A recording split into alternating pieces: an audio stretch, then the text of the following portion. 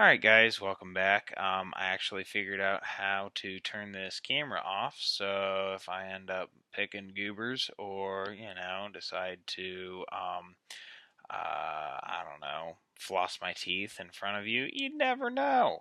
But anyway, what I'd like to start out with are these four different identities that we are dealing with and we're going to be dealing with. The first one's the quotient identity. Basically, it's tangent of theta is equal to sine theta over cosine theta. Same with cosine. Cotangent is cosine over sine. We already know that. Quotient basically means we're dividing. Reciprocal identities, we also already know these. Cosecant is 1 over sine. Secant is 1 over cosine. Cotangent is 1 over sine. Pythagorean identities, sine squared theta plus cosine squared theta is 1. And essentially, that's just like the Pythagorean theorem. In our unit circle, our hypotenuse is 1. And so our sine, which is our y value, squared, plus our cosine squared is just like our legs on our triangle. So a squared plus b squared equals c squared. Then if you flip it around a little bit, you end up with tan squared of theta plus 1 is equal to secant squared theta. And cotangent squared theta plus 1 is equal to cosecant squared theta. Then we have our even and odd identities. Sine of negative theta is negative sine theta. Cosecant of negative theta is negative cosecant theta. So on and so forth. So basically, if there's a negative inside here, you can bring it out here. So if this is negative sine, that ends up being negative tangent. Then ends up being negative tangent theta, which is a positive theta. Now, we're getting into in section 8.3, and we're dealing with these trig identities. And with these trig identities, that really, once you start getting into the nitty gritty, pretty simple. The first time that I made this video, it ended up being less than 8 minutes, and that was me yelling at the dog and all this other stuff. The first thing that I want to prove is I want to prove that cosecant theta times tangent theta equals secant theta. And really, if you go to our identities, we know cosecant is 1 over sine theta times tangent is sine theta over cosine theta. And this equals secant, which is 1 over cosine theta. Now, if you take a quick look, you notice that we have this sine on the bottom and sine on the top. Well, the nice thing about having these is you can cancel them out, leaving us with 1 over cosine theta equaling 1 over cosine theta. Boy, I really hope that you believe that this statement is true, because it is. If it's not, we need to have a serious talk.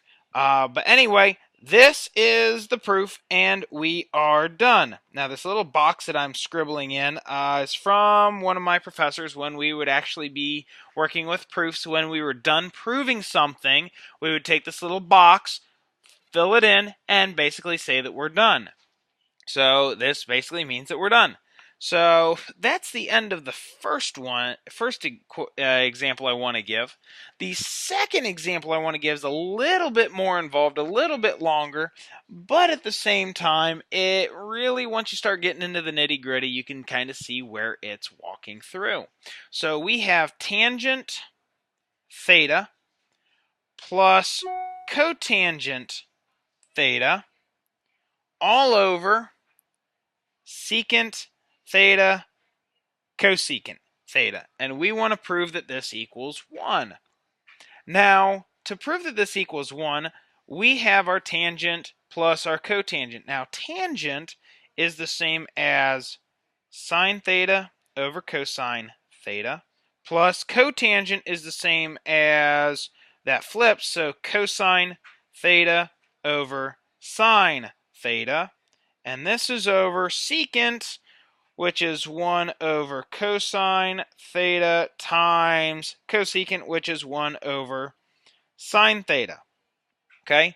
Now, here's the thing. If we work this out, see where this is multiplying right here? Basically, that means this is the same as 1 over cosine theta sine theta. Okay, so now what we want to do essentially, see how we have this cosine theta, sine theta down here? We want to make these guys the exact same as well, because if you have the same denominators, they nullify each other out, getting rid of them and making life that much simpler. So erasing this, we had left off with, going back and looking at my notes, we had left off with